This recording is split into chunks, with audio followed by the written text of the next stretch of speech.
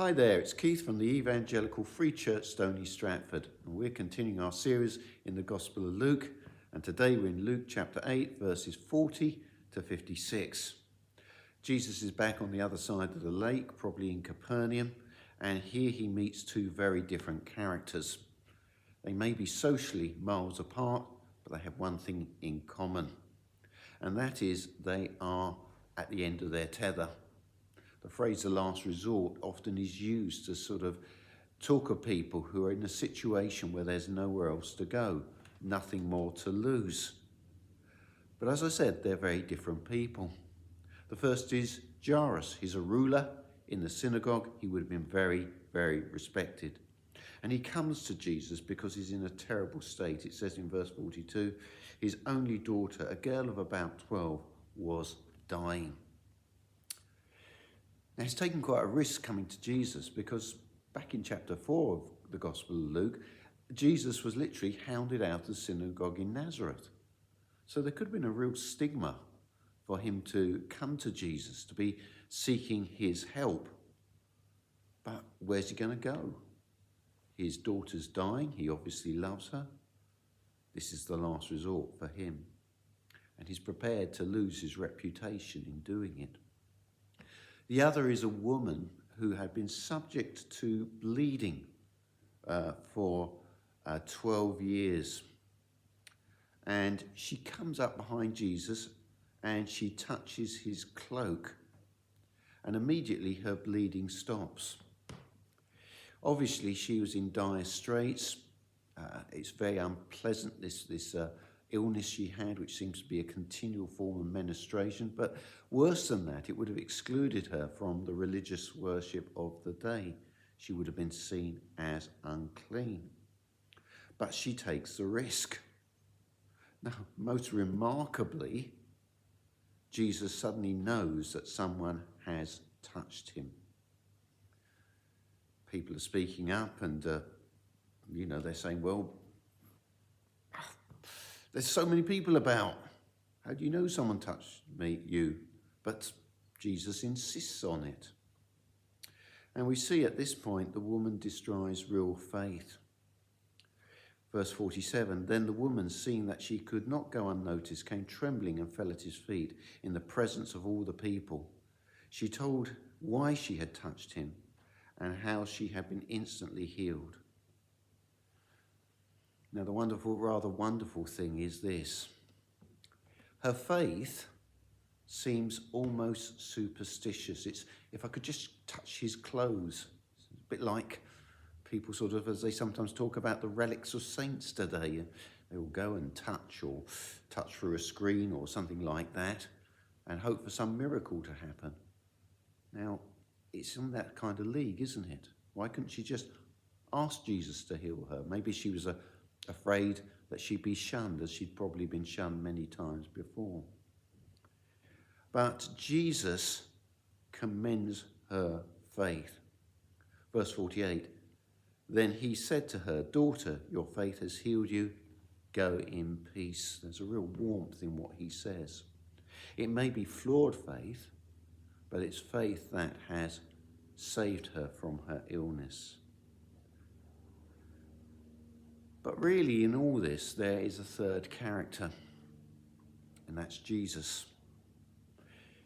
The two other characters, Jairus and this woman, have been at the end of their tether. They're desperate, but Jesus is in control of the situation.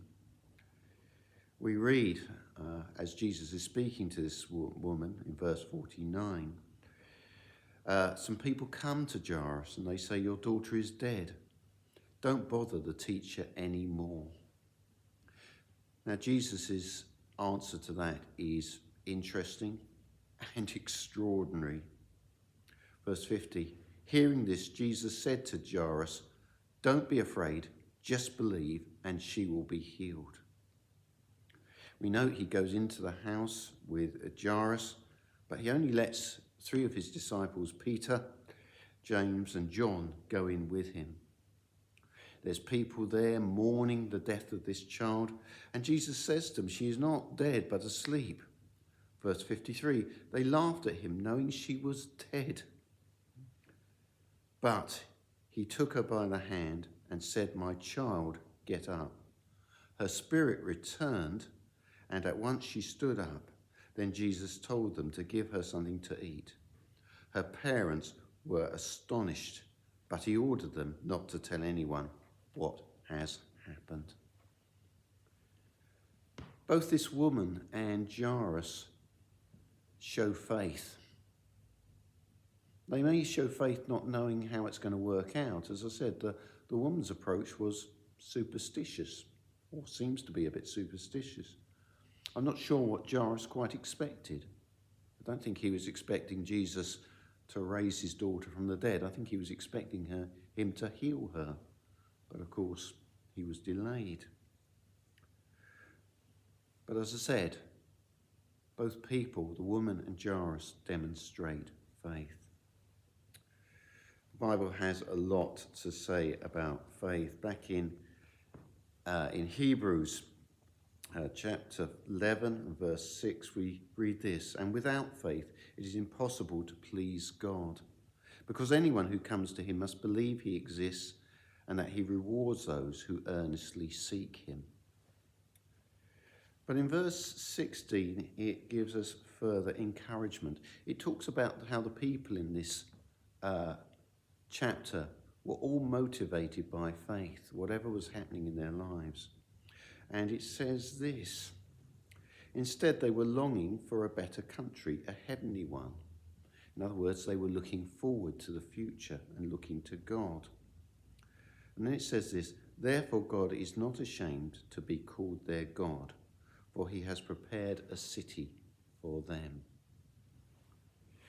I don't know where you are in your life at this time, but one thing I'm going to tell you: life is incomplete if it does not include Jesus. Jesus came to make us right with God through his death and resurrection. He literally came to bear our sin. And so, faith in him is essential. So if you truly want to know Jesus and you want to know peace with God, come in faith. Your sin, your rebellion, the time you've gone your own way, every time you shun God, will be forgiven, and you can start a new life. Thank you for listening. If you're interested in reading further, this is a 10-minute read, The Real Jesus, and I think you'll find it useful. You can find it at the front of the church in the holders on the railings. Thank you again for listening.